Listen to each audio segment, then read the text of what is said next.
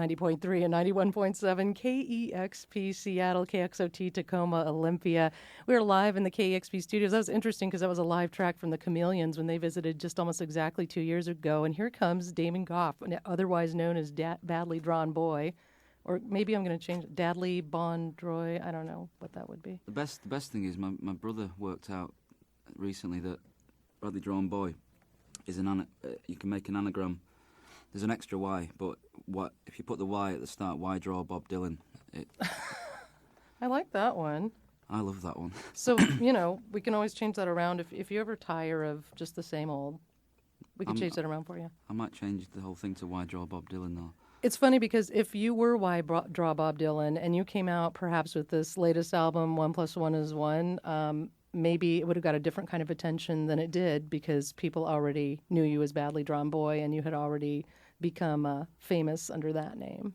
Yeah, the name's a bit of a weird one. It served me very well, and I think in the early days it intrigued people in England when I was starting out, and I think people wondered what Badly Drawn Boy was, who it was, or was it a band, or was it? And still people don't know really. But I've started to really despise the name because it's so stupid, and I don't think it really justifies the ability that I've now got to write songs. I think people think it's a joke still, but anyway, I'll stick with it for the time being. And if you changed it, well, maybe we'll think of something today, or maybe it would just be Why Draw Bob Dylan. Yeah, I've just never wanted to use Damon Goff. I don't know why. It's not like I'm embarrassed by my name. I find it quite appealing as a name, but it just doesn't sound like. It just never sounded like I could use it. I don't know. I think I was just always looking for something to hide behind. But anyway, a name's a name. Once it's been around a long time, the Beatles is a really terrible name. Oasis. Okay, now we're gonna get mail. Well, it is if you look at it. But it's a brilliant name now that the history's there. Yeah, it's probably what you make it. Do you have that same issue with song titles, or is it really just about your name and how you're presenting yourself? Is it hard to title the songs that you write? Not really, no. I pride myself on coming up with interesting titles or thought-provoking titles, or it's all one and the same. It's all the same thing. It's expression. And I'm just happy to be further down the line than I was when I started out. And yeah, it was very exciting at the start, and I had lots of accolades and the Mercury Prize in England, and ever since the press have really not really. I mean, I've had really good critical acclaim for every album I've made, but I don't tend to get applauded as much these days. It's just because I'm established, so you don't get name dropped as much. That's right. It's pretty much. It's better to be in that position, though. You're not the cool kid on the block, the cool new kid on the block anymore. I'm almost like Paul Weller now. I've been around long enough to be hated. Well, expectations are different. You're probably under a lot of pressure with the second release to repeat the success of the first release, and after winning the Mercury Prize, and like you said, just seemingly just suddenly come upon the scene. Nothing's going to equal perhaps that sort of excitement, so that, like as you said, you can continue to do the music and not worry so much about that. Yeah, it's much more interesting to be. I mean, I'm approaching recording my 5th album, which I'm going to start probably in January, and so 5 albums is a fair tally. Yeah. And that's halfway to 10, I think, if my maths are right. Well, 1 + 1 is 1. That's all I know as far as the math goes. Well, that was a strange title, because I actually did have a mental block.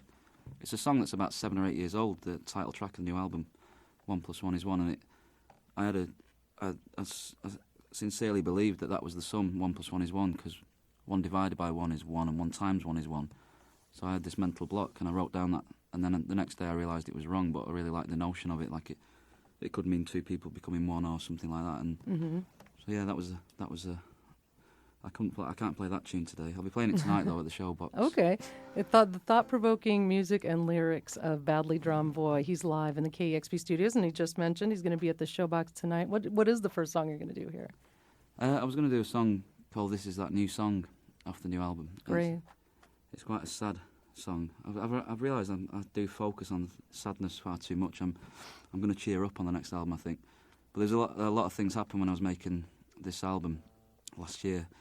A close friend of mine passed away, unfortunately, and it was quite sudden. And I already had a lot of the songs knocking around, but after that event, it made me think differently about the record, and it had to suit a certain aesthetic. And this song, this is that new song, is the idea behind it is sort of like imagining that it's a really old song that I wrote years ago, and that my friend would have heard it because he never got to hear it. So it's sort of like that.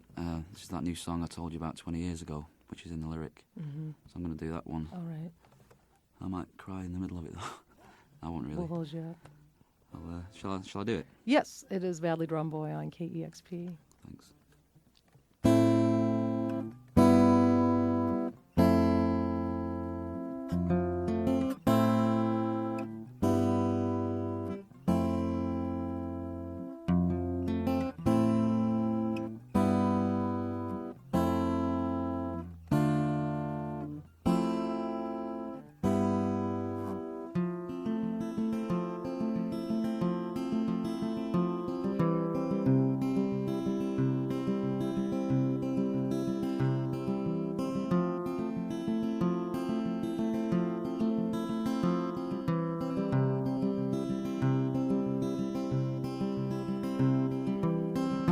And if I knew the answers, I would tell you now.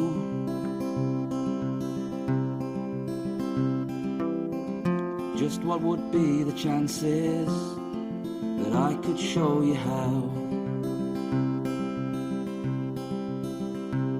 If I knew where all the tears were coming from, add up all the years that you've been gone.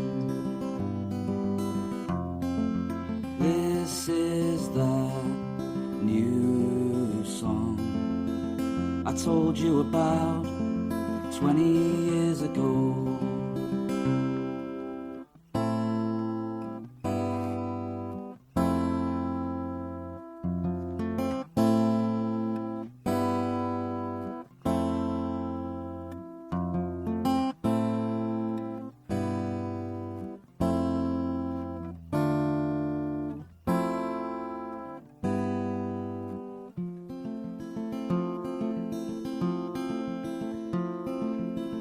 Do you know what true romance is? And could you show me now?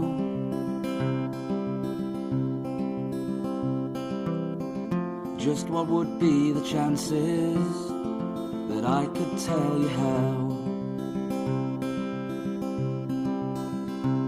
If I knew where all the tears were flowing to, guide them to a river where I'd swim with you downstream. This is that old dream I told you about 20 years ago.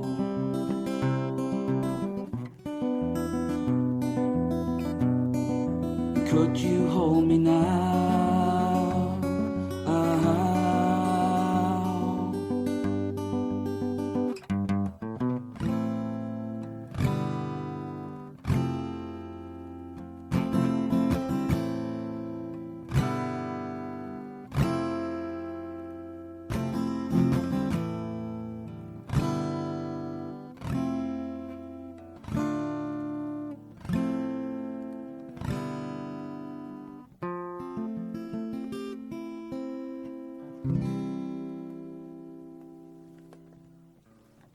Music from Badly Drawn Boy live in the studios of KEXP 90.3 and 91.7 FM. You seem like somebody who, I mean, obviously when you described that song, it's came from a very emotional place, and you even mentioned you may feel really emotional playing it. How do you reconcile, like, kind of bearing your soul with your songwriting and performing when you're performing in front of a crowd of, you know, people who are maybe they're partying, and you know what I mean? They're not exactly in that same space with you. I don't know. I mean, I feel like I've been really fortunate with the way people have accepted my music, and I always want more. You know, I want more people to be into the music, but everyone, you know, I hate using the word fans, but anywhere in the world, the audiences that have come to see me play, generally, really, I don't know, it's an unprecedented amount of support that I get. You know, people really rooting for me. started from the ground upwards, like in England, and then the same here. This is I think my fifth American tour, and even from the first tour, it was like I just had this sense of people really rooting for me, something about what I do, because I sort of was the underdog, and the name sort of exemplifies that. Badly Drawn Boy was always intended to be, and I started late, and sort of almost feel like this shouldn't really happen to me, and now that it has, I'm just really sort of riding with it, and the fans seem to do the same, and I feel like really connected to them. But yeah, doing a song like that, sometimes you and then that performing it, then I really felt connected to the words in it. Sometimes you sing it and you don't. That doesn't always happen. Yeah. I mean, sometimes on stage when I'm far away from home, my mind's wandering when I'm playing a song, and I might hit wrong notes and things like that because I'm thinking about home. I'm thinking about the kids or something, and. But it depends. Every night's different, and that's what keeps it really interesting. Did a show last night in Portland, and everything went so well. It was great. And other nights you have things go wrong, but you learn how to cope with all of those things, and just get on with it, and remember that it is really fun. You're in a privileged position to do this in the first place. So it's the audience support and the audience connection, and your music is something that a lot of people can relate to. So I'm sure you can bring more people into that. But I'm wondering, because you do write some sad songs, if you're like a lot of people I've met who write sad songs, and if you're very, very funny in the other parts of your life. I'm bloody hilarious. Sorry, I can't swear, can I? I'm hilarious. Yeah. No, that wasn't bad. We can use that. Well, my live show has always been a mixture of funny, and I used to get tagged as a comedian really in the early days. Like I was doing stand up, which I was quite proud of. You were really doing stand up, or not really? It was like you were. I was compensating for a lack of material in terms of songs, because I got asked to do some shows early on. I didn't really have that many tunes to play, so I'd be on stage for an hour and I'd just tell a story and I'll crack a joke and then play a sad song. And some people thought it was great, and other people really criticised me in those early days. Like, how can that be? How can you be both of those things?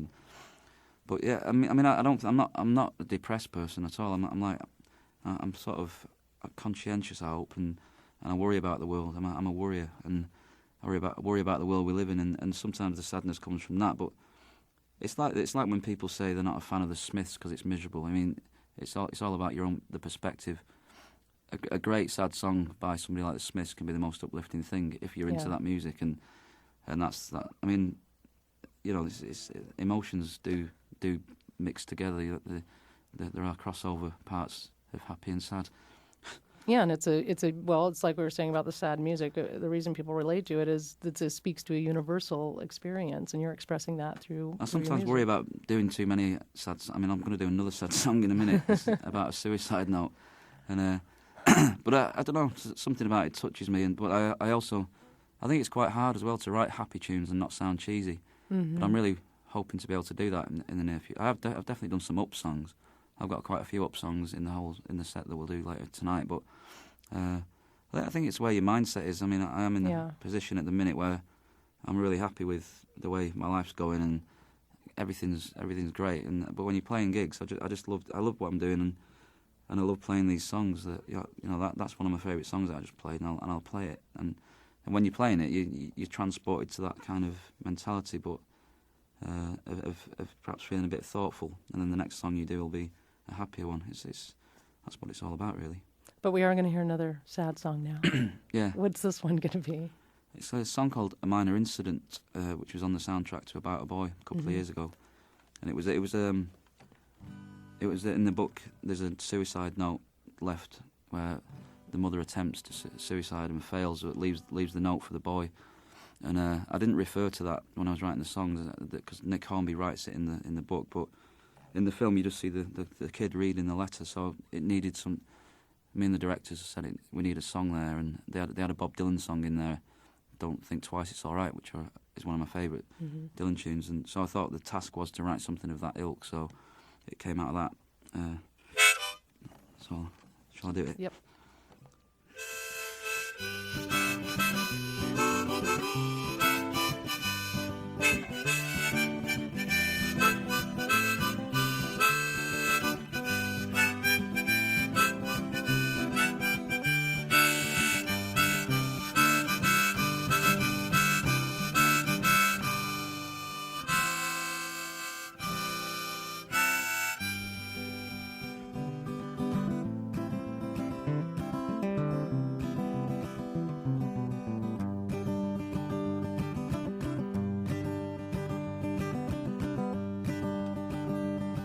There's nothing I could say to make you try to feel okay, and nothing you could do to stop me feeling the way I do. And if the chance should happen that I never see you again, just remember that I'll always love you.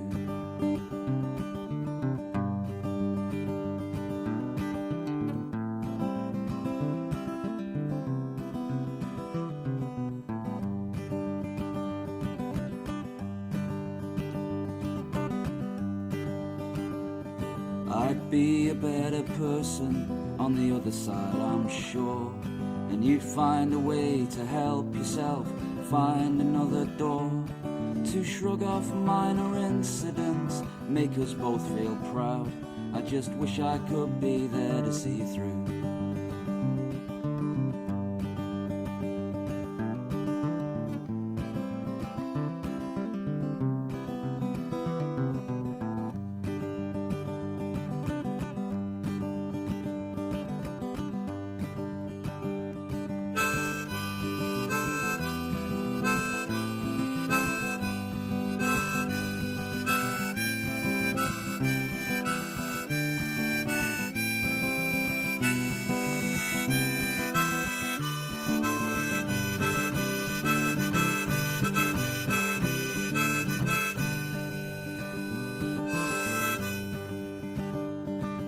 You always were the one to make us stand out in a crowd. Though every once upon a while your head was in the cloud. And there's nothing you could never do to ever let me down. And remember that I'll always love you. Remember that I'll always love you.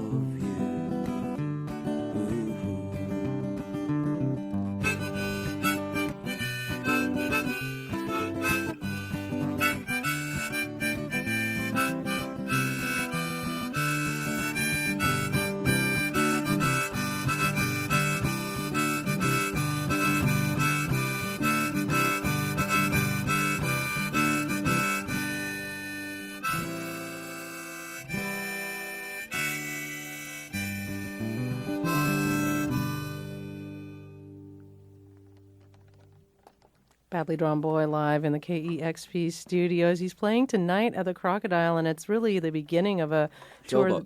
Showbox. Sorry, at the Showbox, thanks. I played the Crocodile once. My first show in Seattle was at the Crocodile. Was that the one? No, that wasn't the one where we talked. But the time that you came here and we talked, we had a great time. But that night you had a rough time at the actual venue. Oh yeah, it was one of the. Do you remember that? It was one of the craziest gigs I've ever been involved in. It was seconds into the show, and this very very attractive young lady climbed onto the stage and sat in front of me on my monitors, my wedges that I hear the songs through, and she was very very very attractive and being provocative, and I didn't know what to do. I was blushing, and this is like seconds into the start of the gig, and I just chose to ignore her, and she just stayed there for the whole of the first song, and then she got evicted from the stage and then came back up again, and then some row broke out in the audience, and some girl was heckling me, and I told her to leave, and yeah. And then this guy told me I had a go at me for having a go at a girl, and I said, well, she started it, and then somebody threw a glass of beer in the guy's face, and then he got escorted out by about 10 members of the audience, and it was pretty mental, but it was the only show on that tour that was reported in the British press typically. Because it was a great tour, and that was a great. I mean, gigs like that happen, and it's memorable. Yeah, least. That's what I was going to say. And if that girl is listening, if she's still in Seattle, I don't know, because Americans move around a lot. They tend to, but if she's around there, I'd say thanks for that, because it's a good memory. Yeah, it's something we'll all. Well, I don't know if it's treasure is the right word, but we'll all certainly remember that for some time to come. Yeah, I mean, I was a little bit more off the rails as well a few years ago, because I was sort of coping with what was happening. Lots of things. I made four albums in 4 years and had 2 children, and then the fame thing sort of creeping up gradually, and so I was drinking a bit too much, and so I'm not saying, but I wouldn't change that, because I think what I was doing at the time was valid and a representation, like an honest representation of who I was at the time. And now, a few years later, I'm much more together and proficient and play sort of a more cohesive show, but still with those chance happenings that can happen. Well, one thing we can always say about you is that you're very genuine, and so if people want the genuineness, that's where you're coming from, both in the recorded music and the live experience. Yeah, and I just really, I mean, I find a lot of this that I do, I find it very hard. I find doing gigs very hard. I find touring hard, but it's so rewarding. Yeah, and you have to do it to do your profession, but you seem like somebody who would naturally be a homebody. You love your family. You don't like being away from your kids, and you get homesick. It sounds like when you're far from home. I dread leaving, and I spoke to my daughter earlier on today. Sometimes some days pass and you just didn't get the time to phone. And I spoke to her. She's only 3, and she said, "Are you nearly home?" I said, "Well, not really. But it won't be long." It can be quite emotional, but it's still what life's about. It's like it's leaving, getting back home. It's worth going away for that moment when you get back. It's like when they run up to you at the airport. It's the best thing in the world. So if you didn't go away, you'd never get that. That's true. So there are some moments to treasure there. But you do now, you were mentioning before we went on the air that you're doing some things outside music, and we might mention inside music. I mean, you own this label, Twisted Nerve, with an old pal. It seems like you keep the same people around you, too. I mean, Steve's touring with you again, and he was here with you 2 or 3 years ago. I've been trying to shake him off, but... Steve, what? He just he won't go away. Yeah. And Andy Votel, who you founded the Twisted Nerve label with, I think you were schoolmates. It just seems like when you keep someone around you there's a lot of loyalty there. Yeah, it's important, really. Like having Steve around. He's been tour managing me now for like 3-4 years, and if you can get somebody that you get on with and you like and keep that continuity, it helps you get through the difficult parts of all this stuff. That's right, and there's some security there where, everything else, like we said, you're away from your home and your family and that kind of stability. But now you're expanding to some activities outside of music, and one of them is, now do you own this women's football team in England, or what's your connection there? Oh, it's Claire, my girlfriend. Her younger sister, Louise, plays women's football, or soccer, as you might say over here, but it's... It was just one of those things. They asked me to play at the end of the season at the medal ceremony, and I just did a short set of songs, which was quite a strange little gig. And I think I got drunk and offered my services if they needed any funding, and then they took me up on it, and then I just thought, oh, what a great thing to do. So I said I'd sponsor them for the season and see how it goes, and they haven't lost a game all season since I've been involved. So maybe my good luck's rubbing off on them. Yeah, so if you're a betting kind of person, you might want to get information about this team too. It's Buxton Ladies. It's like it's about an hour from Manchester where I live. It's like in Derbyshire. So no, it's a bit of fun, and my brother's he's writing some sitcom kind of thing. He's got no experience in it, but I'm going to help him with that. Doing stuff outside of music is really sort of really rewarding once you've come so far, and I'll never stop doing music. It plagues me, really. I never stop thinking about the next songs. So to do other things like that, it's a bit of a distraction as well. Well, what about writing the songs? Is that something you can do anywhere, anytime, when you're on the road, or do you have to be in some sort of special circumstance to really, do your best songwriting? It's pretty much do it anywhere, but it tends to be at home, either early in the morning if I'm up taking Edie to school, and I'll have an hour where I've got time to myself, or late at night when the kids are gone to bed. Those 2 parts of the day are good at home for writing, but I don't tend to get time on the road. I've never really done that. I want to focus on doing the gigs as well as possible and chilling out and perhaps seeing a bit of the places that you're playing in. So there's never really time. I mean, but I'd like to do that. I don't know. I don't really understand how songwriting works. It just comes and you grab it when it's there, and. But you can write anywhere. I mean, I'd probably write a different kind of song if I wrote one today. I'm in Seattle, so yeah. Maybe I should try it. Maybe you've inspired me to give it a go. Not on air, but... Well, you can. I mean, we'll let you, but yeah, it's true, and this is exactly the same sort of time of year you came last time we talked, and I remember that so well because you guys were waiting for a cab, and it was pouring down rain in sheets. It was, yeah, so... Maybe it'll happen again today, and if so, maybe there is a song there. Well, Maybe it's too similar to home. It's always drizzling in Manchester as well. Maybe you're bringing it with you. I do like Seattle though. It's like, I mean, Portland's great as well. We're there yesterday, and Seattle's just always had, one of those places that I always remember things about it, like down near the markets, down near the bay or the docks or whatever it is, and I always go down there and get an Irish stew somewhere. There's a pub around there that does. So we always have, and the rain's it's refreshing really, because we'll be in LA soon and it'll inevitably be sunny. Right, and so, for those listeners who aren't in Seattle, Badly Drawn Boy is traveling down the coast, across the country, through the southern area of the country, and then back up the coast all the way into Canada. So he may be coming to a town near you. Yeah, I think there's about 30 shows, 30-something shows in 6 weeks, but with a 2-week break in the middle because I'm going back home for 2 weeks and coming back in November. Oh, good. So lucky you. Split Your kids will be so happy to see you. He's playing tonight at the Showbox. You have one more song to do. Yeah. What is this one? Is this from the new album also? Yeah, it's a song off the new album called The Year of the Rat, which I don't really know what it's about. It just came out of... And it's not The Year of the Rat. Although, coincidentally, my girlfriend Claire was born in 1972, and that was The Year of the Rat, so... Maybe that's where it came from. Yeah, I didn't know that, though, till after the event, so... I was really hoping it wasn't The Year of the Rat when I released the album, because I didn't want it to sound gratuitous, and it isn't till 2008, so hopefully there'll be a minor hit from this song every sort of 12 years. Yeah, exactly. It'll be like White Christmas at the right time of the year or the century. It'll keep rolling around. Yeah. Here's Badly Drawn Boy live on KEXP. Cheers.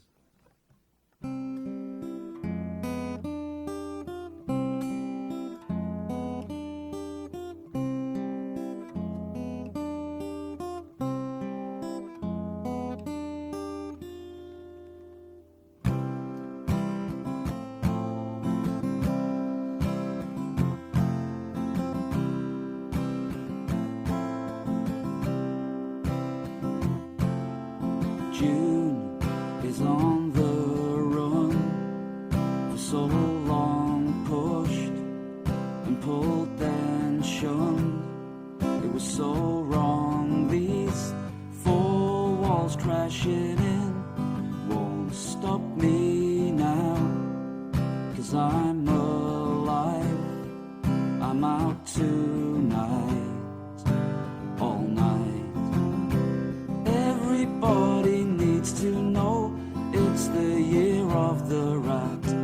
Every day we've got to hold on, 'cause if we hold on, we could find some new energy.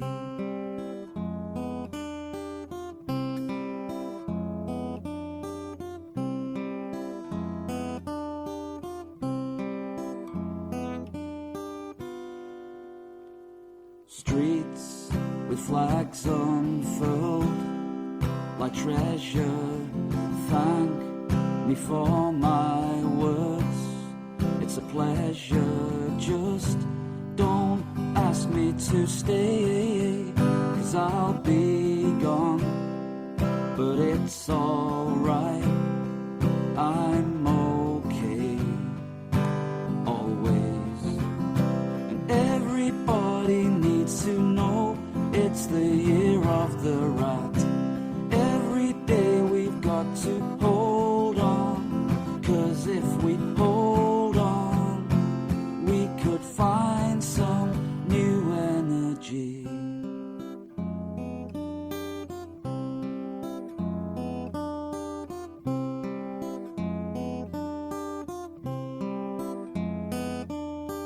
One plus one is one, together one plus one is one, forever one plus one is one, together one plus one is one, forever.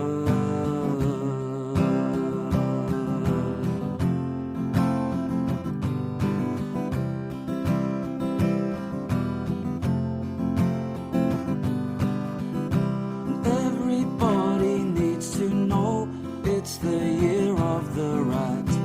Everybody needs to know it's the year of the rat. Everybody needs to know it's the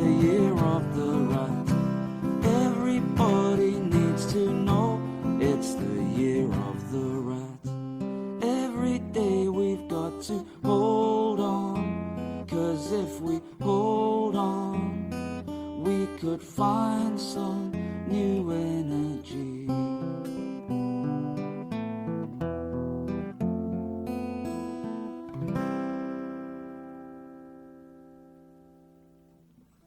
Badly Drawn Boys live in the studios of KEXP. God, you just sound so good this afternoon.